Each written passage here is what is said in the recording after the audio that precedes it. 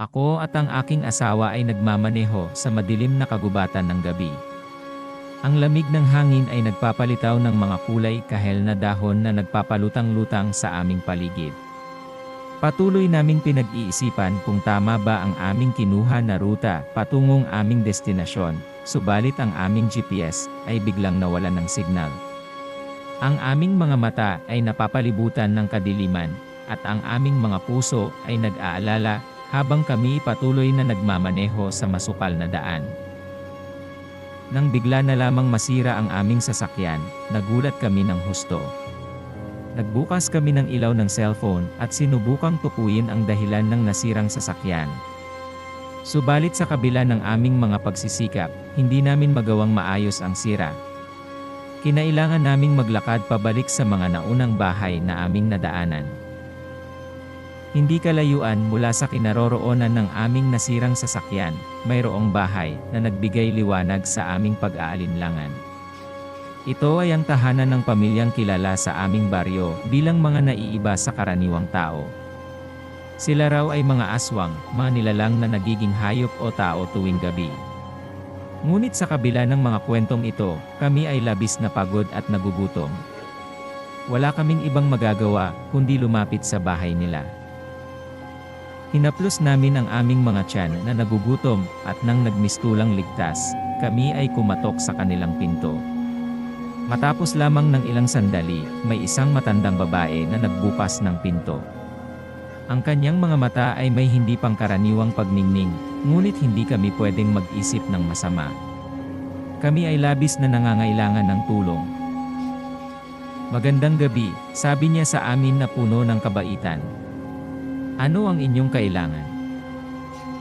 Hindi ako makapagsalita, kaya tinanong niya muli kami, "Anong tulong ang maaari kong ibigay sa inyo?" Nang ako'y magising sa realidad, sinabi ko sa kanya ang aming kalagayan. Ipinahayag ko na kami ay nawalan ng signal sa GPS, at nasira ang aming sasakyan sa gitna ng kagubatan. Hiniling namin kung maaaring makihiram ng telepono upang tawagan ang aming kamag-anak at makakuha ng tulong. Tiningnan niya kami ng may pag-aalala sa kanyang mga mata. "Pasensya na at wala kaming telepono dito," anya. "Subalit huwag kayong mag-alala, maaari kayong tumuloy dito sa aming bahay. Tatanggapin namin kayo ng buong puso." Natuwa ang aming mga mata sa pangako niyang tulong at kaginhawahan. Walang ibang paraan upang makalabas sa aming kalagayan, kaya't pumayag kaming pumasok sa loob ng kanilang tahanan. Sa aming pagpasok, napansin namin ang mga larawan ng kanilang pamilya na nagpapahayag ng kanilang pagiging maligaya at normal na pamilya. Hindi ko napigilang mapansin ang pagkakaiba ng kanilang mga mata, may tila misteryosong ningning na pumapalibot sa mga mata nilang iyon. Dinala kami sa kanilang silid at inialok ang kama para aming mahigaan.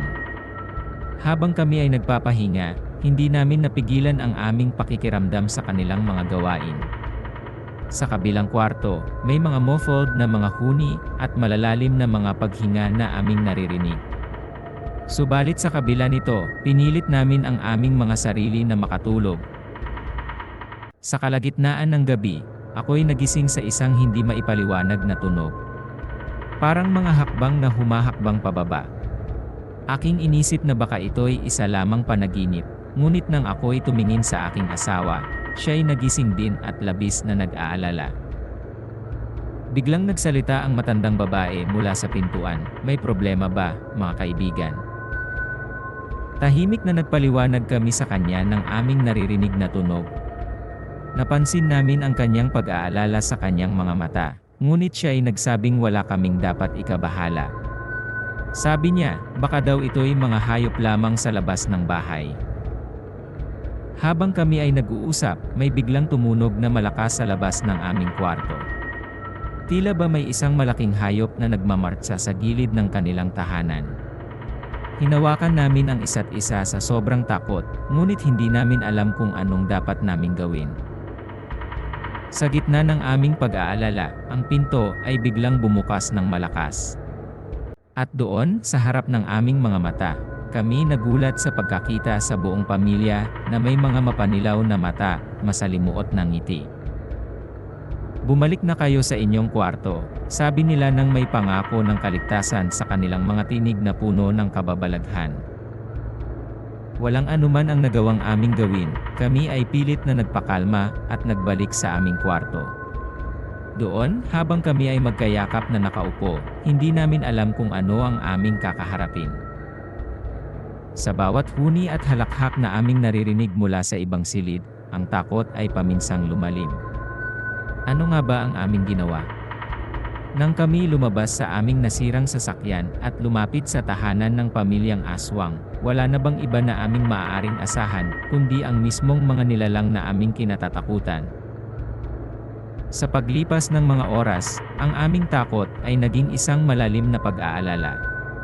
Ang tahanan ng pamilyang aswang ay naging mga pader ng kababalaghan na aming kinakatakutan. Hindi namin alam kung kami ay makakalabas pa dito ng buhay, o kung kami ay magiging bahagi na rin ng kanilang mga lihim na pagkain. Sa huli, ang aming kaguluhan at takot ay nauwi sa isang malamig na gabi. Hindi namin alam kung papaano kami nakaligtas sa gabi na yon. Nang sumiklab ang liwanag ng umaga, hindi na namin napigilan ang aming sarili, at agad na tumakas sa kanilang bahay. Ang kakaibang nangyari sa amin sa tahanan ng pamilyang aswang ay mananatili sa aming alaala.